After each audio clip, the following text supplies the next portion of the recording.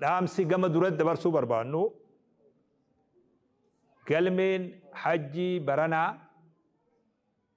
hajjii bara kanaa 2018 duruu eegalamte galmee deemaa jirti. galmee baranaa wanni galmee duraanii wajjin galmeeysiinsa duraan galmaa wajji adda isa taasisu shacbaana guyyaa torbaa galmeen hajjii achi xumuramte akka duriimi akka dur odoo jettuu daayituu galaanni fuudhee jira. dur ramadaanuma kana eegallee shawwaal zulqiidallee namni kaboodarra dhufe numa galmeeffama. amma immoo shacbaana torba booda wanni galmeeysuu jedhan hin jiru. kanaafuu namni hajjii barbaadu ka godina Harargee dhihaa keessa jiru magaalaa Ciroo kanarraa lallabuu barbaada.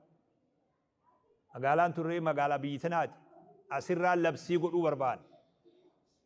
namni godina Harargee dhihaa keessa jiru ka hajjii barbaadu shacbaana guyyaa torbaa duratti akka galmaa'u. borurraa kaasee iddoo bakka galmeen itti galmaa'an hajjii deemee akka galmaa'u. shacbaana guyyaa torbaa booda namni dhufe galmaa'uu hin danda'u. dhaamsa kana waan birootu sheer godhaanuma jettanii dhaamsa kana sheer godhaatu. miskiina. mee khayrummaan haa keessa isinii buutu akkasii beek.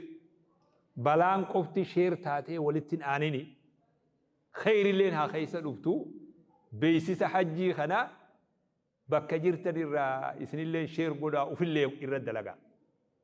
maaliif namni odeeffannoo dhabuudhaaf akka hajjiin dhabde jechuudha. sawaaba argattan tokko kana.